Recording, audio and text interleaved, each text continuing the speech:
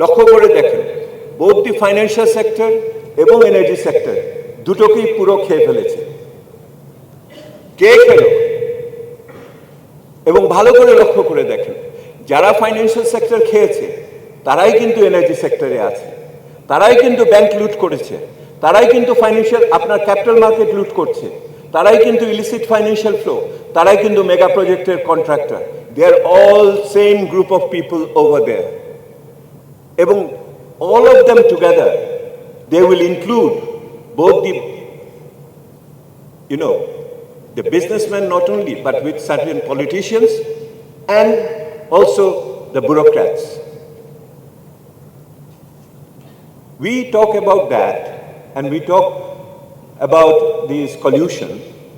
আপনারা লক্ষ্য করে দেখবেন, তাহলে ব্যাংকিং সেক্টরের মেজর প্রবলেম কোথা থেকে হলো?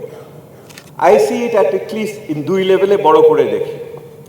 একটা হলো the oversight function, আরেকটা হলো তার corporate governance in the banks. Oversight function কার দেওয়ার কথা ছিল? দেওয়ার কথা ছিল বাংলাদেশ ব্যাংকের। বাংলাদেশ ব্যাংকের আই ডোন্ট নো, ভদ্রলোক বলবো কিনা জানি না, উনি এখন কোথায় আছেন, কিন্তু যা করার উনি তো করে 12টা বাজিয়ে দিয়ে গেছেন। Sorry for the abusive language. দিনের বেলা বলেছি IMF করছি, রাত্রের বেলা টাকা ছাপিয়েছি।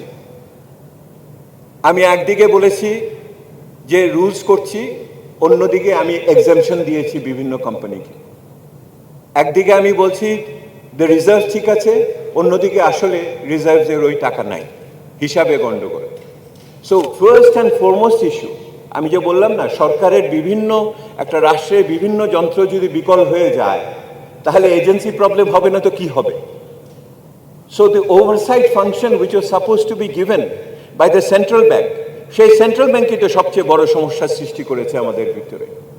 এবং সেই সেন্ট্রাল ব্যাংকের ভিতরে পার্টিকুলারলি এখন তো এটা তো কি বলে প্রকাশ্য হয়ে যাচ্ছে, মাসোহারা দিয়ে এই অলিগার্করা লোক রেখেছিল সেন্ট্রাল ব্যাংকের ভিতরে, এটা তো এখন প্রকাশ্য হচ্ছে।